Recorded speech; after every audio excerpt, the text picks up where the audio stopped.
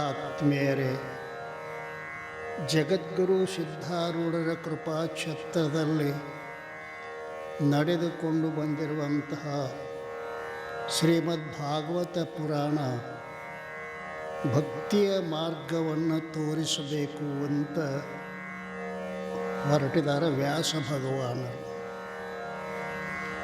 ಸಾಮಾನ್ಯರಿಗೆ ಜ್ಞಾನ ಲಭಿಸುವುದಿಲ್ಲ. ಅದ ಜ್ಞಾನವನ್ನು ಪಡಿಬೇಕಾದ್ರೆ ಅಧಿಕಾರಿಯಾಗಿರಬೇಕು. ಮಲವಿಕ್ಷೇಪ ಜಾಕೆ ನಹಿ ಕಿಂತು ಏಕ ಅಜ್ಞಾನ ವೈಚವ ಸಾಧನ ಸಹಿತನರ ಸೋ ಅಧಿಕೃತ ಮತಿಮಾನ್. ವಿಚಾರ ಸಾಗರದೊಳಗೆ ಜ್ಞಾನಕ್ಕೆ ಅಧಿಕಾರಿ ಯಾರು? ಜ್ಞಾನಕ್ಕೆ ಅಧಿಕಾರಿ ಯಾರು ಅಂದ್ರೆ ಮಲವಿಕ್ಷೇಪ ಜಾಕೆ ನಹಿ.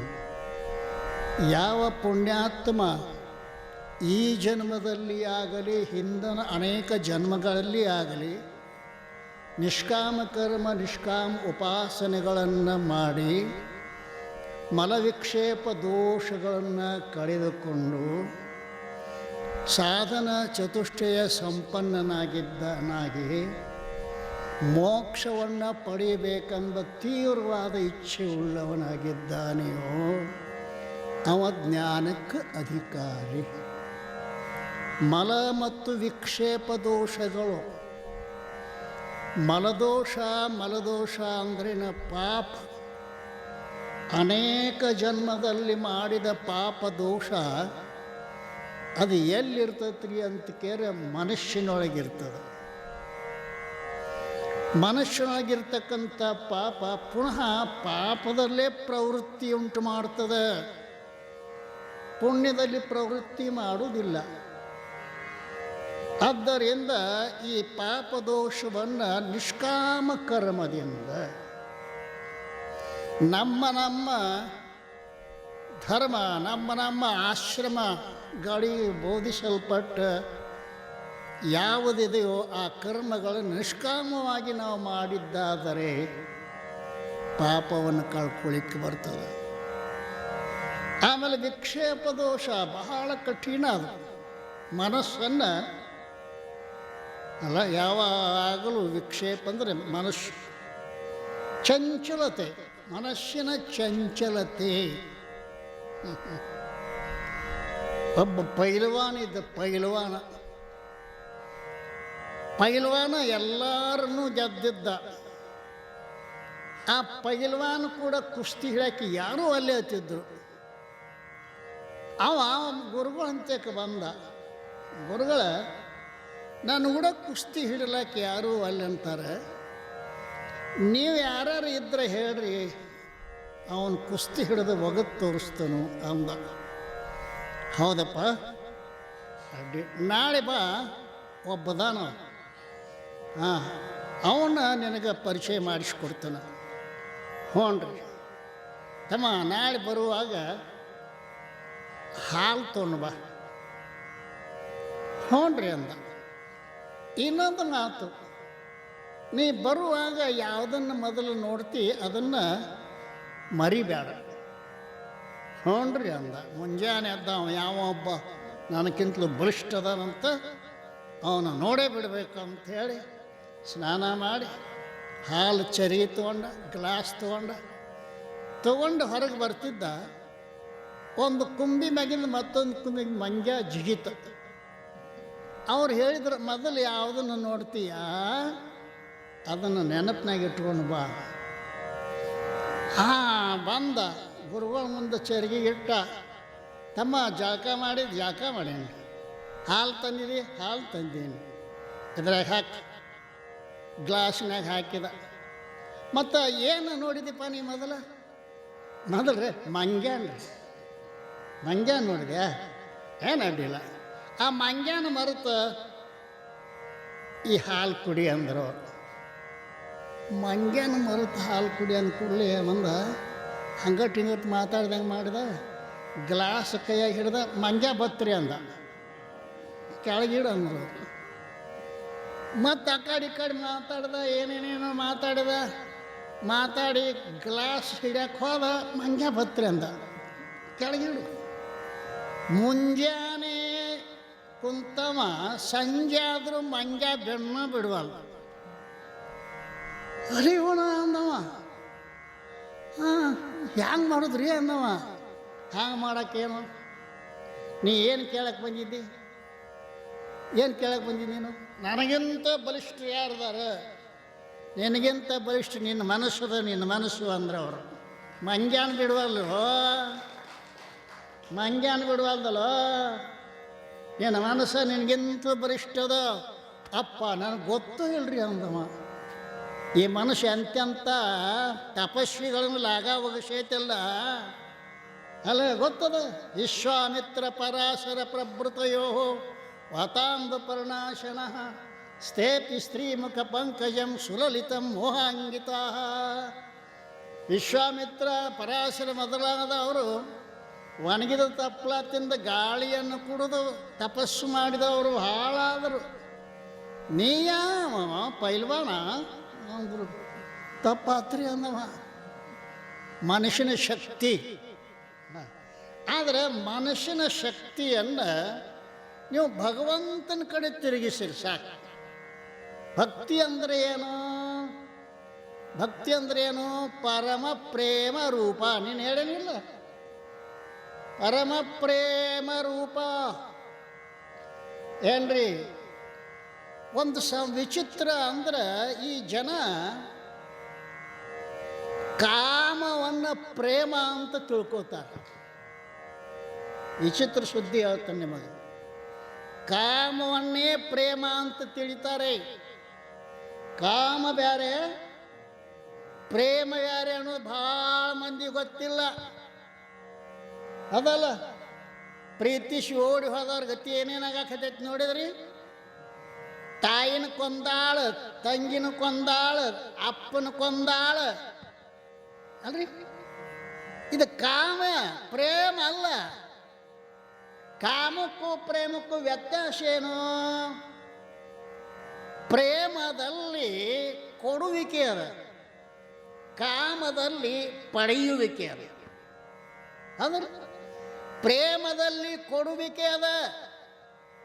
ನಿಮ್ಮ ಮನೆಗೆ ಅತಿಥಿಗಳು ಬಂದರು ಅಂತಂದ್ರೆ ಎಷ್ಟು ಪ್ರೀತಿಯಿಂದ ಏನೆಲ್ಲ ಮಾಡಿ ಉಣಿಸ್ತೀರಿ ನೀವು. ಇದು ಪ್ರೇಮ ಅದಲ್ಲ. ಕೊಡಬೇಕು, ಉಣಿಸ್ಬೇಕು, ಅವ್ರನ್ನ ಸತ್ಕಾರ ಮಾಡಬೇಕು. ಇದು ಪ್ರೇಮ. ಕಾಮ ಹಂಗಿಲ್ಲ.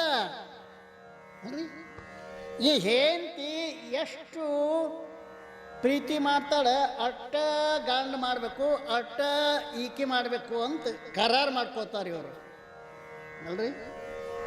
ಸಾಧ್ಯ ಇಲ್ಲದು. ಕಾಮದಲ್ಲಿ ಪಡೆಯುವಿಕೆ ಅದ, ಪ್ರೇಮದಲ್ಲಿ ಕೊಡುವಿಕೆ ಅದ. ಆ ಪ್ರೇಮ ಅಂದ್ರೆ ಭಗವಂತನಿಗೆ ನೀವು ನಿಮ್ಮನ್ನು ಅರ್ಪಣೆ ಮಾಡೋದು ಪ್ರೇಮ. ಗಂಡವನ್ನ ದುಡ್ಡನ್ನ ಪಡಿಬೇಕನ್ನೋದು ಕಾಮ. ಪತಿಯನ್ನ, ಪುರುಷರನ್ನ, ಸ್ತ್ರೀಯನ್ನ ಏನ್ರಿ ಇವೆಲ್ಲ ಪಡಿಬೇಕಂತೀರಲ್ಲ, ಇದು ಕಾಮ. ಈ ಕಾಮ ಪ್ರೇಮದ ಸೋಗ ಹಾಕ್ಕೊಂಡು ಬಂದ ನಿಮ್ಮನ್ನ ಮಳ್ಳ ಮಾಡ್ತದ. ಗೊತ್ತಾತಿಲ್ಲ? ಕಾಮ ಬ್ಯಾರೆ, ಪ್ರೇಮ ಬ್ಯಾರೆ.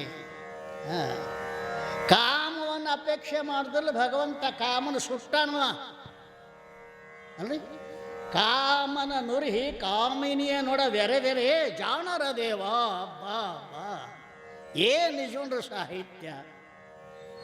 ಕಾಮನ ಸುಟ್ಟ ಕಾಮಿನಿಯನ್ನು ಕೂಡಿದಂತವ ಕತಿ ಗೊತ್ತತೆ ನಿಮಗಿಲ್ಲ? ಒಬ್ಬ ತಾರಕಾಸುರ ಅಂತ ರಾಕ್ಷಸ. ರಾಕ್ಷಸ ಅದು ಏನಾಯ್ತು? ಆ ಪರಮಾತ್ಮನ ಮೊದಲಿನ ಹೆಂಡತಿ ದಕ್ಷ ಬ್ರಹ್ಮನ ಮಗಳು ಯಾರಕ್ಕೆ? ದಾಕ್ಷಾಯಿಣಿ. ದಾಕ್ಷಾಯಿಣಿ ತಮ್ಮ ಅಪ್ಪನ ಯಜ್ಞಕ್ಕೆ ಹೊಕ್ಕನಂದಳಕ್ಕೆ. ಮ್ಯಾಲೆಲ್ಲ ದೇವತೆಗಳು ಹೊಕ್ಕಿದ್ರು, ಯಜ್ಞ ಮಾಡಕತ್ತೇನ ನಮ್ಮಪ್ಪ ಹೊಕ್ಕಣಂದ. ಪರಮಾತ್ಮಂದ ಕರಿಲಾರ್ದವ್ರ ಮನೆಗೆ ಹೋಗೋದು ಚಲೋ, ನಮ್ಮನ್ನು ಕರೆದಿಲ್ಲವ. ಸುಡುಗಾಡ್ದು ಇರೋ ಅವಂಗೆ ಯಾಕೆ ಆಮಂತ್ರ ಕೊಡೋದು ಅಂತ ಸಕ್ಕಿಲೆ ಅವ ಏನು ಮಾಡಿದ್ದ, ಆಕಿನ ಕರೆದಿದ್ದಿಲ್ಲ. ಈಕೆ ಅಂದರು ತವ್ರ ಮನೆ ಅಂದ ಕೂಡಲೇ ಇವ್ರು ಭಾಳ ಪ್ರೀತಿ ರೀ ಏನ್ರಿ ಭಾಳ ಪ್ರೀತಿ. ಅಣ್ಣನ 6 ಎತ್ತ, ತಮ್ಮನ 3 ಎತ್ತ, ನಮ್ಮಪ್ಪನೆತ್ತ 16, ನಮ್ಮಪ್ಪನೆತ್ತ 16 ಬರುವಾಗ 400 ಭೂಮಿ ನಡಿಗ್ಯಾವ. ಈಗ ಹಾಡ್ತಾಳಿಲ್ಲಿ, ಅಲ್ಲೊಂದು ಏನು ಹಾಡಿನ ಮರಿಷ ಇತ್ತಿರಲ್ಲ, ಇಲ್ಲಿ ಕೂತು ಹಾಡ್ತಾಳ ಅಲ್ರಿ. ಹೊಕ್ಕನಂತ ಆಟ ಹಿಡಿದಳು. ಅವ ಅಂದ, ಈ ವರ್ಷದನ್ನ ಕರ್ಕೊಂಡು ಹೋಗಿ, ನಂದಿನ ಕರ್ಕೊಂಡು ಹೋಗಿ. ನಂದಿನ ಕರ್ಕೊಂಡು ಹೋದಳು. ಯಾರು ಮಾತಾಡ್ಸಲ್ರಿ, ಅಕ್ಕಂಗ್ಯಾರು 27 ಮಂದಿ ಅವರು. ಅಕ್ಕಂಗ್ಯಾರು ಮಾತಾಡ್ಸಲ್ರಿ, ಆಪ ಮಾತಾಡ್ಸಲ್ಲ, ಅವು ಮಾತಾಡ್ಸುವಳು. ಸಿಟ್ಟು ಬತ್ತು, ಏಯ್ ಸುಡುಗಾಡನ ಹೆಂಡ್ತಿ ಇಲ್ಯಾಕೆ ಬಂದಿ ಅಂದಾಗ ಆಕಿಗೆ ಭಯಂಕರ ತಡ್ಕೊಳಕ್ಕಾಗಲ್ಲ, ಅಪಮಾನ ಆತ್ನ. ಶಿವನ ಮಾತನ್ನು ಮೀರಿ ಬಂದೆ ಅಂತಂದಾಕಿನ ಆ ಅಗ್ನಿ ಒಳಗೆ ಹಾರಿಕೊಳ್ಳುವಾಗ ಜನ್ಮಾಂತರದಲ್ಲಿ ಶಂಕರನೇ ನಿನ್ನ ಪತಿಯಾಗಲಿ ಅಂತ ಹಾರಿಕೊಂಡಳು. ಆಕಿನೇ ಪಾರ್ವತಿಯಾಗಿ ಪರ್ವತರಾಜನ ಮಗಳಾಗಿ ಹುಟ್ಟಿದಳು. ಈಗ ಪತಿಯನ್ನೇ ನಾನು ಶಂಕರನನ್ನೇ ಪತಿಯನ್ನಾಗಿ ಮಾಡ್ಕೋಬೇಕು ಅಂತ ತಪಸ್ಸು ಮಾಡಕತ್ತ.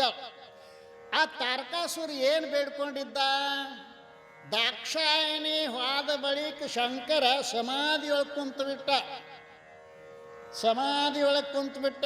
ಬಾಹ್ಯ ಪ್ರಜ್ಞೆನೇ ಇಲ್ಲ ಅವನಿಗೆ.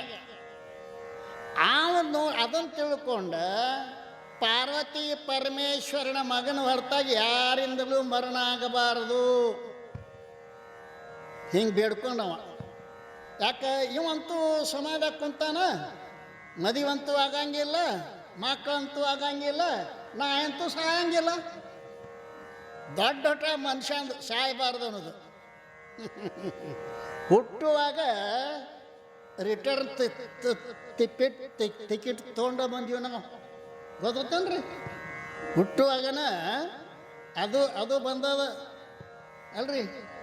ಆವಾಗ ಜನರನ್ನ ಕಾಡಕ್ಕೈತವ, ನನ್ನ ಯಾರು ಕೊಲ್ಲವ್ರು ಕಾಡಕ್ಕೈತದ. ಎಲ್ಲ ಜನ ಸೇರಿ ಬ್ರಹ್ಮಣಂತೆ ಹೋದ್ರು. ಏನು ವರ ಕೊಟ್ಟಿದ್ದೀ ಮಾರಾಯ, ನಮ್ಮನ್ನು ನಿಲ್ಲುಗುಡುವಲ್ಲ. ಹಾಗಾದ್ರೆ ಏನು ಮಾಡಬೇಕು? ಶಿವ ಪಾರ್ವತಿಯರು ಹುಟ್ಟಿದ ಮಗ ಅವರೇ ಸಮಾಧಿಯೊಳಗೆ ಕುಂತಾನ ಶಿವ. ಮತ್ತಿಕ್ಕಿ ತಪಸ್ಸು ಮಾಡಕ್ಕೆ ಹತ್ತಾಳ. ಇದು ಹೆಂಗಾಗೋದು? ನೀವು ಹೆಂಗಾರು ಮಾಡಿ ಒಂದು ಕೆಲಸ ಮಾಡಿರಿ. ಏನು, ಆ ಕಾಮನ ತಂದ ಶಿವನ ಮುಂದೆ ನಿಲ್ಲಿಸ್ರಿ. ಕಾಮನ ಬಾಣ ಪ್ರಯೋಗ ಮಾಡಿ ಅಂದ್ರೆ ಶಿವ ಉತ್ಥಾನ ಆಕ್ಕಾನ. ಉತ್ಥಾನ ಆಗ್ಬೇಕು. ಪಾರ್ವತಿಗೆ ಅವಾಗ ಲಗ್ನ ಮಾಡಿರಿ, ಒಬ್ಬ ಮಗ ಹುಡ್ತಾನು. ಆವಾಗ ಇವನು ಸಾಯ್ತ. ನೋಡಿ ಎಷ್ಟು ದಗದು. ರಾಕ್ಷಸರು ಭಾಳ ಯೋಚನೆ ಮಾಡ್ಯಾರ. ಖರೆ ಏನು ಮಾಡು? ಆವಾಗ ಕಾಮಗೆ ಬೇಡ್ಕೊಂಡ್ರು, ನೋಡಪ್ಪ ನೀ ಹೋಗಿ ಏನು ಮಾಡು, ಆ ಪರಮಾತ್ಮನ ತಪಸ್ಸಿನಿಂದ ಎಚ್ಚರ ಮಾಡು. ಅವಂದ ನಾವು ಆದರೂ ಉಳಿಯಂಗಿಲ್ಲ,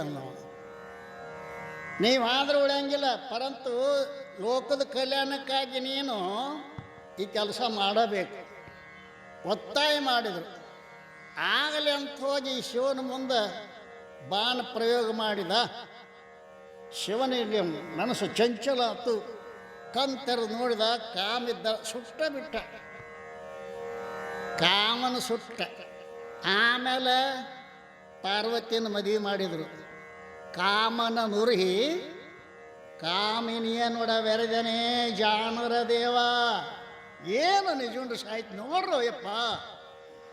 ಕಾಮನ ಸುಟ್ಟ ಕಾಮಿನಿಯನ್ನು ಕೂಡಿದಂತವ. ಈ ಮನುಷ್ಯರ ಕಾಮನಿಂದ ಸುಟ್ಕೊಂಡ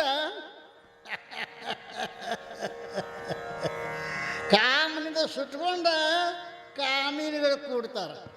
ಇದತ್ತಂಗಿರಲ್ಲ, ಇವನು ಸುಟ್ಕೋತಾನ. ಎದ್ದಗಾಕ ಬಾಗಲ ತೆಗಿತಾ ಅವ ಕಾಮನನುರ್ಹಿ, ಕಾಮನ ಕೊಂದ ಬಳಿಕ ಕಾಮಿನೇನು ಕುಡ್ದು ಏನು ಜರೂರತ್ತಪ್ಪ ಇವಾಗ? ಹೌದಲ್ರಿ? ಮತ್ತೆ ಕಾಮನ ಸುಟ್ಟ ಬಳಿಕ ಕಾಮಿನಿ ಅಪೇಕ್ಷೆ ಯಾಕೆ ಆಕತ್ತಿ?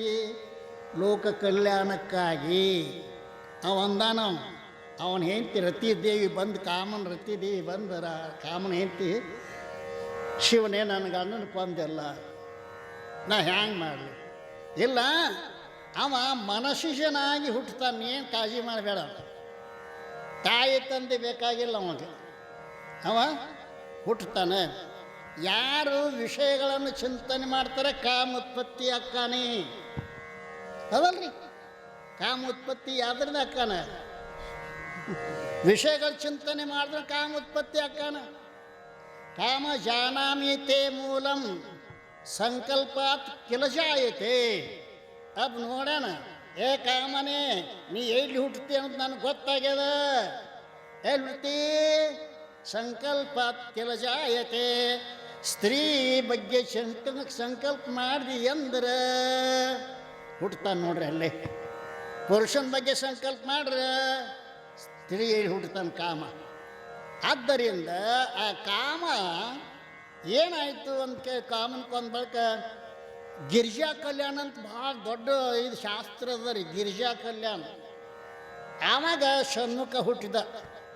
ಷಣ್ಮುಖ ಹುಟ್ಟಿ ಆ ದಕ್ಷ ಬ್ರಹ್ಮನ ಹಾಳು ಮಾಡಿದ, ಯಜ್ಞವನ್ನೆಲ್ಲ ಹಾಳು ಮಾಡಿ ಅವನ ಕುತ್ತಿಗೆ ತೆಗೆದ. ಟಗರಿನ ಕುತ್ತಿಗೆ ಹೆಚ್ಚಾರ ಗೊತ್ತೈತಿ ನಾವು, ದಕ್ಷ ಬ್ರಹ್ಮನ್ ಟಗರಿನ.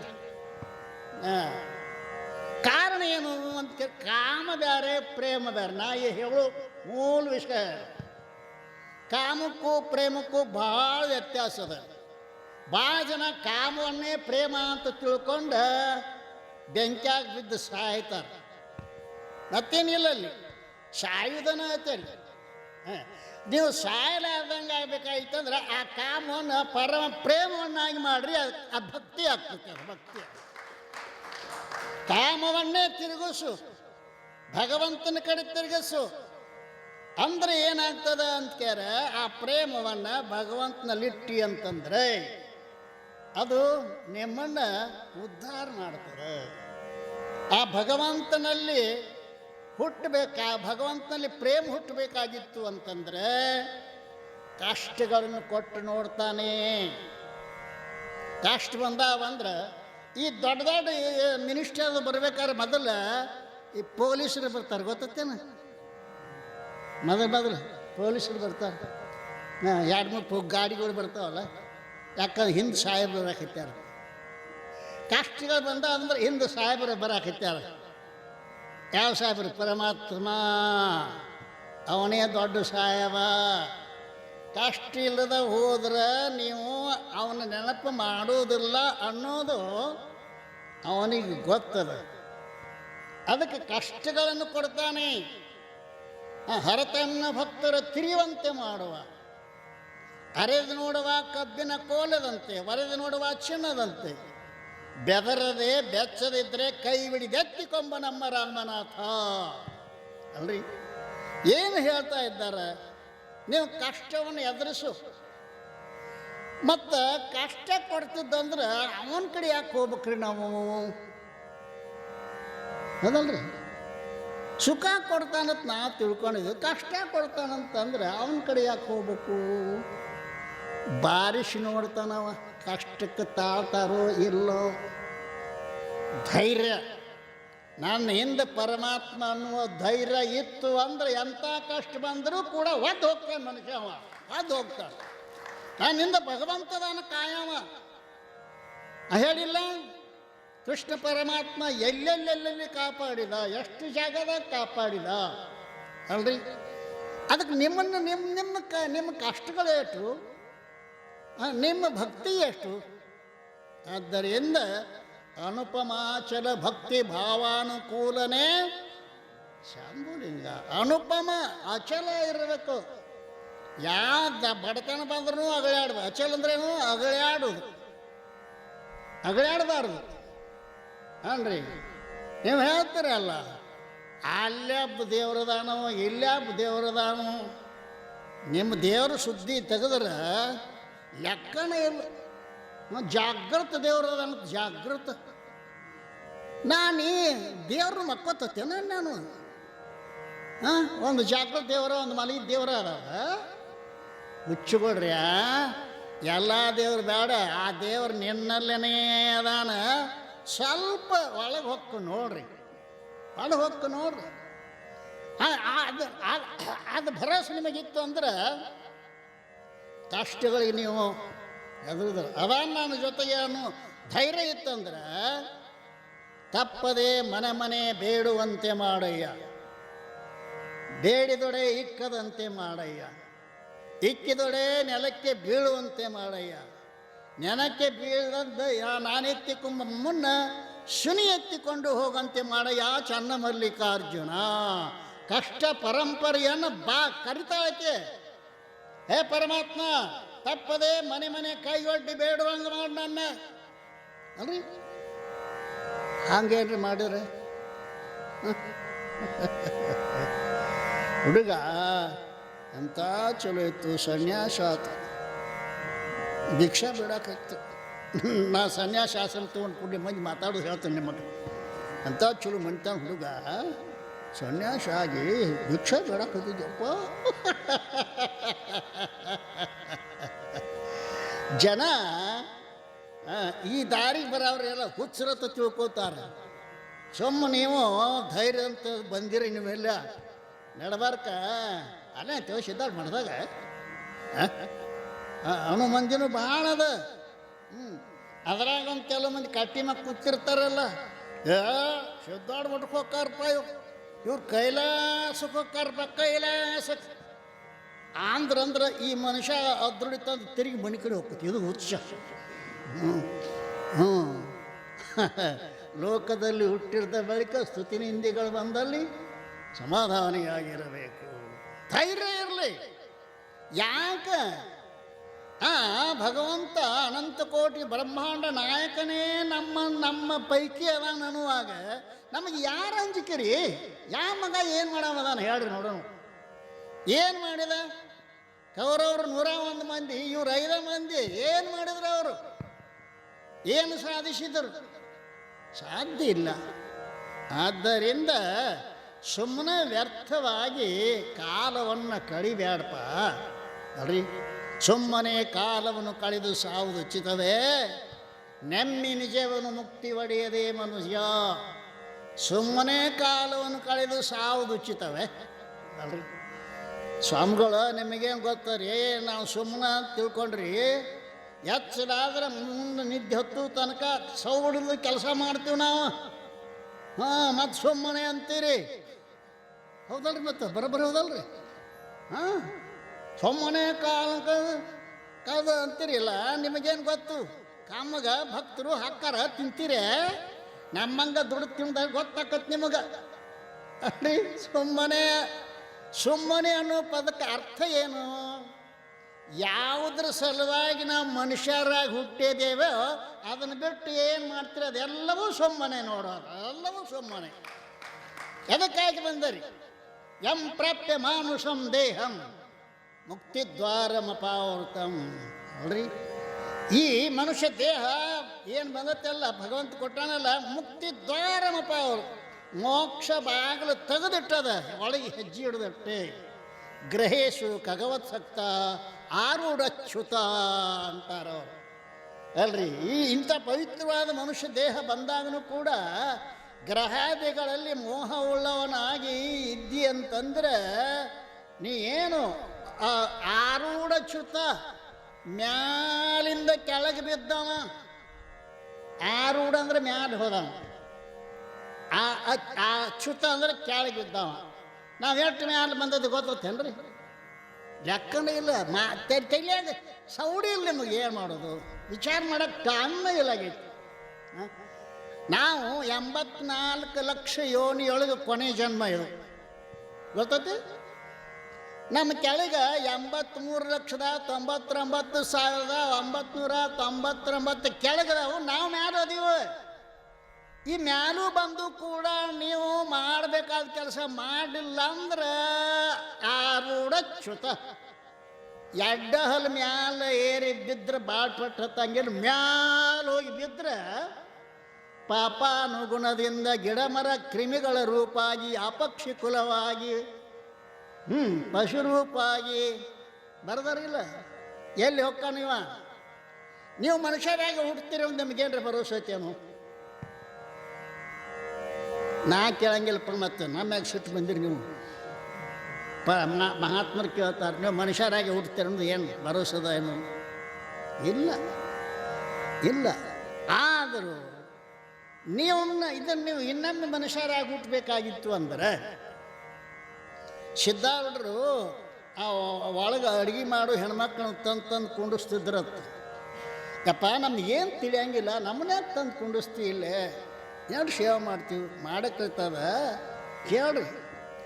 ಸುಮ್ಮ ಕೇಳ್ದೊಟ್ಟೆ ಮಾಡ್ರಿ, ತಿಳಿದಿರಲಿ ಒಟ್ಟೆ ಮಾಡ್ರಿ, ಏನಾಕತಿ ತಿಳಿಲೇನು?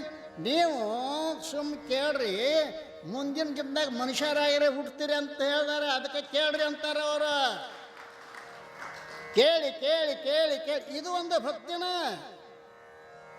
ಇದು ಒಂದು ಭಕ್ತಿನ. ಪರೀಕ್ಷಿತ ರಾಜ ಶ್ರವಣ ಭಕ್ತಿ ಮಾಡಿದಾನೆ. ಆ ಶ್ರವಣ ಭಕ್ತಿಗೆ ನೀವೆಲ್ಲ ಬರ್ತೀರಲ್ಲ, ನಿಮ್ಮಲ್ಲಿ ಏನು ಕೊರತಿಲ್ಲ, ಪರಂತು ಶಾಂತಿ ಇಲ್ಲ, ಅದಕ್ಕೆ ಬಂದಿರಿ ನೀವು. ಹೌದಲ್ಲ? ಏನು ಕೊರತಿತ್ತಪ್ಪ? ಕೋಟ್ಯಾಧೀಶರು ಆತ್ಮಹತ್ಯೆ ಮಾಡಿಕೊಂಡದ್ದು ಕೇಳ್ತೀವಿ ಇಲ್ಲ? ಏನು ಕಡಿಮೆ ಇತ್ತು ಅವ್ರಿಗೆ? ಕೋಟ್ಯಾಧೀಶರು ಅವರೆಲ್ಲ ಆತ್ಮಹತ್ಯೆ ಯಾಕೆ ಮಾಡಿಕೊಂಡ್ರು? ಏನೋ ಒಂದು ಶಾಂತಿ ಸಿಕ್ಕಿಲ್ಲ ಅವರಿಗೆ. ಶಾಂತಿ ನಿಮ್ಮಲ್ಲೇ ಅದ. ಅಶಾಂತಿ ಅಂದ್ರೆ ಹೊರಗಿಂದ ಬಂದದಂತ ಹೇಳ್ತಾರೆ ಅವರು, ರಾಮ ಸುಖದಾಸ್. ಶಾಂತಿ ನಮ್ಮಲ್ಲೇ ಅದ ನೋಡ್ರಿ. ನೀರ ತೆಳ್ಳಗ ಅದು ಇತ್ತು ಅಂತಂದ್ರೆ, ಚಂಚಲ ರಹಿತವಾಗಿ ಶಾಂತವಾಗಿ ನೀರಿತ್ತಂದ್ರೆ, ಒಂದು ಕಲ್ಲು ಒಗದ್ರಿ ಅಂದ್ರೆ ತೆರಿ ಅದಲ್ರಿ. ಹಂಗೆ ನಮ್ಮ ಮನಸ್ಸು, ನಮ್ಮ ಹೃದಯ ಶಾಂತ ಐತಿ. ಬೇಕು ಅನ್ನೋದೊಂದು ಕಲ್ಲು ಬಿತ್ತು ಎದ್ದ ನೋಡು. ಬೇಕು ಅನ್ನೋದೊಂದು ಕಲ್ಲು ಬಿತ್ತು ಮೇಲೆ ಕಲ್ಲು ಬೀಳಕ್ಕೈತೆ ಅಂದ್ರೆ ನಮ್ಮ ಅದು ಬೇಕು, ಇದು ಬೇಕು, ಬೇಕು ಬೇಕದು ಬೇಕು, ಬೇಕೆನಗಿದೆ ಇನ್ನೊಂದು ಬೇಕೆಂದು ಬೊಬ್ಬಿಡುತ್ತಾನೆ. ಘಟ ಮಣಿದನು ಏಕೆಂದು ರಚಿಸಿದನೋ ಬೊಮ್ಮನಿದ, ಬೇಕೆಂಬ ಜಪ ಸಾಕೆನಿಪುದು ಎಂದಿಗೆಲೋ ಮಂಕುತಿಮ್ಮ. ಯಾರೆಟ್ಟು ಹೇಳಿದ್ರು ಕೂಡ ನಮ್ಮ ಯಾಕೋ ಕಣ್ಣ ತೆರಿವಲ್ಲು ನೋಡ್ರಿ. ಗಸ್ತಿ ಹುಷಾರಂತ. ನಮ್ಮ ಬಸವಾನಂದ್ರೆ ಏನು ಹೇಳ್ತಾರೆ ಗೊತ್ತೇನ್ರಿ? ಸ್ವಾಮಿಗಳು ಅಂದ್ರೆ ಅಲಾರಾಮ್ ಟ್ಯಾಂಪಿಸಿದ್ದಂಗತ್ತ. ಸ್ವಾಮಿಗಳಂದ್ರೆ ಎಬ್ಬಸೋದು. ನಾವು ಯಾಕೆ ಇಟ್ಟು ಅದ್ರಾಗ ಕತ್ತೀವಿ ಇಬ್ಬರು ಕುಡಿಸಿ ಯಾರು ಒಬ್ರು ಎಚ್ಚರ ಅದಾರ ಇಂದಿಲ್ಲ ನಾಳೆ ಆಗ್ತಾ ಆಗಲೇಬೇಕು. ಇದು ಈಶ್ವರನ ನೇಮದ. ನೀವು ಶ್ರವಣ ಮಾತ್ರ ಮಾಡಿದರೆ ಸಾಕು, ಆ ಭಗವಂತ ನಿಮ್ಮ ಹತ್ತಿರ ತಾನೇ ಬರ್ತಾನೆ. ನೀವು ಕರೆಯೋದು ಜರೂರಿಲ್ಲ. ಯಾಕೆ? ಕೇಳಿ ಕೇಳಿ ಕೇಳಿ ಕೇಳಿ ನನ್ನ ಹಿಂದೊಬ್ಬ ಭಗವಂತ ಅದಾನ ಅನ್ನುವಂಥ ಧೈರ್ಯ ಬಂತು ಅಂತಂದ್ರೆ ಭಗವಂತ ಪಾರು ಮಾಡ್ತಾನೆ ನಮ್ಮನ್ನು.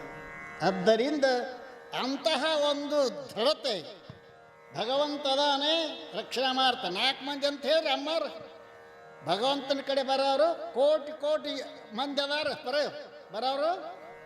ಆರ್ತು, ಅರ್ಥಾರ್ಥಿ, ಜಿಜ್ಞಾಸು, ಮುಕ್ತ. 4 ಮಂದಿ. ಬಂಗಾರ ಅಂಗಡಿಯಾಗ ಭಾಳ ಮಂದಿ ಇರಂಗಿಲ್ಲ ಅದಲ್ಲ. ಸಿದ್ಧಾರೂಢದಾಗ ಭಾಳ ಮಂದಿ ಇರಂಗಿಲ್ಲ. ಇಟ್ಟೆ ಅಧಿಕ ಮಾಸದಾಗ ಬರ್ತಿತ್ತು ನೋಡಿ. ಮನಗಂಡ ಗೊತ್ತಾಯ್ತು ನಿಮಗೆಲ್ಲ. ಏನು ಹೋಗಿ ಏನು ಶೇಖರಣೆ. ಈಗ ಅವು ಸೊಟ್ಟ ಕಾಳು ಹೋಗ್ಯಾವ, ಗಟ್ಟಿ ಕಾಳು ಉಳಿದಾವ. ಆಯ್ತ್ರೆ ಯಾಕೆ ಸಾಕು? ಅವ್ರು ಬಂದ್ರಲ್ಲ ಪುಣ್ಯವಂತರು, ಅವ್ರು ದಾನರೇ ಮಾಡಿದ್ರಲ್ಲ, ಇದ್ರ ಮ್ಯಾಗ ಪ್ರೇಮರ ಉತ್ಪತ್ತಿ ಆತಲ್ಲ. ಹೌದಲ್ರಿ? ಮತ್ತು ಅವರ ದಾನ ಮಾಡ್ತಿದ್ದಿಲ್ಲ ಅಂದ್ರೆ ಅವ್ರಿಗೆ ಪುಣ್ಯದ ಅಭಿವೃದ್ಧಿ ಆಗ್ತಿದ್ದಿದ್ದಿಲ್ಲ. ಬಂದದ್ದೇನು ಕೆಟ್ಟ ಅಲ್ಲ. ಭಗವಂತ ಸಿದ್ಧಾರೂಢ ಪ್ರಸಾದ ಅವ್ರಿಗೆ ಇವತ್ತಿಲ್ಲ ನಾಳೆ ಜಾಗೃತ ಮಾಡೇ ತೀರ್ತದ ಪುಣ್ಯಾತ್ಮರೇ. ಆದ್ದರಿಂದ ಅಂತಹ ಭಗವಂತ ನನ್ನ ಹೃದಯದಲ್ಲಿ ಇದ್ದಾನೆ, ನನ್ನ ಹಿಂದೆ ಕಾಯ್ತಾ ಇದ್ದಾನೆ ಅನ್ನುವಂಥ ಭರವಸೆಯನ್ನು ಭಗವಂತ ಸಿದ್ಧಾರೂಢ ನಮಗೂ ನಿಮಗೆಲ್ಲ ಕೊಡಲಿ ಅಂತೇಳಿ ಹಾರೈಸಿ ಕಾರ್ಯಕ್ರಮಕ್ಕೆ ಮಂಗಲವನ್ನು. ಸದ್ಗುರುನಾಥ ಮಹಾರಾಜ್ ಕಿ